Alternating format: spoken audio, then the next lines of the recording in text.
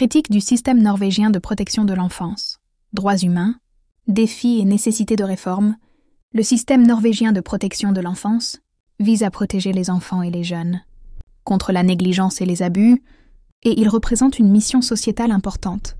Cependant, de nombreuses voix critiques soulignent des problèmes graves et des défis liés aux pratiques et aux processus décisionnels du système de protection de l'enfance, y compris des allégations de violation des droits humains. L'une des critiques les plus marquantes concerne la manière dont le système de protection de l'enfance traite les affaires. De nombreux parents se sentent stigmatisés et méfiants, souvent sans preuve suffisante de négligence. Cela peut entraîner des sentiments d'impuissance et de frustration, tant pour les familles qui se sentent maltraitées que pour les enfants dont la vie est bouleversée, sans qu'ils comprennent pourquoi. Les décisions prises par le système de protection de l'enfance peuvent avoir des conséquences durables sur la dynamique familiale et la santé mentale des enfants, rendant crucial le besoin de transparence et d'équité dans ces processus. Les critiques portent également sur le fait que le système de protection de l'enfance a, dans de nombreux cas, violé des droits fondamentaux. Les enfants ont le droit de grandir dans des environnements sûrs et stables, et il est un droit humain de maintenir le contact avec leurs parents, sauf s'il existe des raisons claires du contraire. Lorsque le système de protection de l'enfance prend des décisions de placement des enfants en foyer d'accueil ou en institution sans preuve suffisante que le foyer est nuisible. Cela peut être perçu comme une violation des droits de l'enfant. L'impact négatif de telles décisions peut être profond et durable, entraînant des traumatismes et une perte d'attachement à la famille. Ceux qui critiquent le système de protection de l'enfance, qu'il s'agisse de parents, de professionnels ou d'autres acteurs impliqués, font souvent face à une résistance et à une stigmatisation significative. Les critiques des pratiques du système de protection de l'enfance peuvent entraîner un sentiment de méfiance, tant de la part de la société que de ceux qui travaillent au sein du système. Beaucoup constatent que leurs préoccupations ne sont pas prises au sérieux et peuvent être accusés d'essayer de protéger des comportements négligents. Cela peut créer un sentiment d'isolement et de frustration, rendant difficile la recherche d'une plateforme pour partager leurs expériences et leurs préoccupations.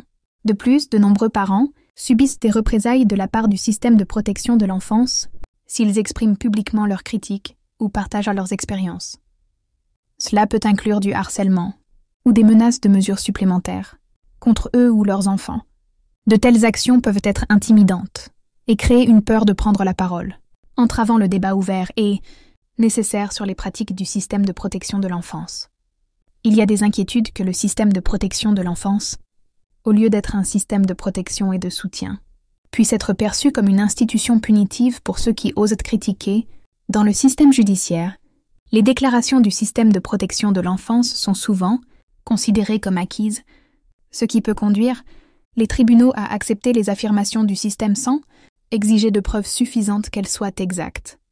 Cela peut créer un déséquilibre dans le processus judiciaire où les droits et les préoccupations des parents ne sont pas toujours suffisamment pris en compte. Il existe également des inquiétudes concernant les priorités du système de protection de l'enfance. Dans certains cas, il semble que le placement des enfants en institution soit privilégié par rapport à la recherche de solutions alternatives qui pourraient répondre aux besoins d'appartenance et de stabilité de l'enfant.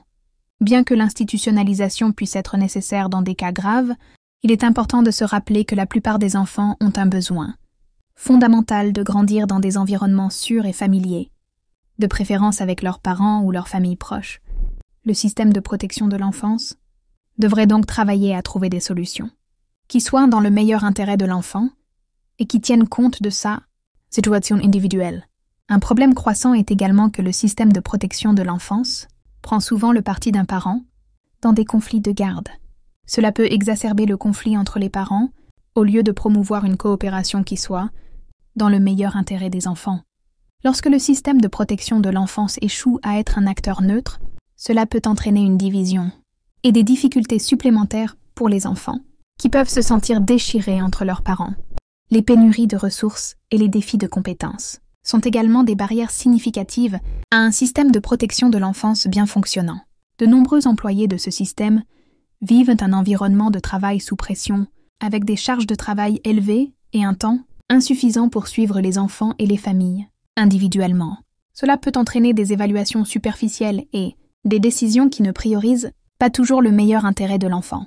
Pour garantir que le système de protection de l'enfance fonctionne de manière optimale, il est nécessaire de fournir une bonne formation, un développement professionnel continu et des ressources adéquates. De plus, il est important de reconnaître qu'il existe des biais culturels et systémiques dans le travail du système de protection de l'enfance. Certains groupes minoritaires se sentent particulièrement vulnérables à un traitement injuste et à la discrimination, ce qui peut entraîner une méfiance à l'égard du système. Cela peut créer un cercle vicieux où les familles évitent de demander de l'aide, ce qui aggrave la situation pour les enfants.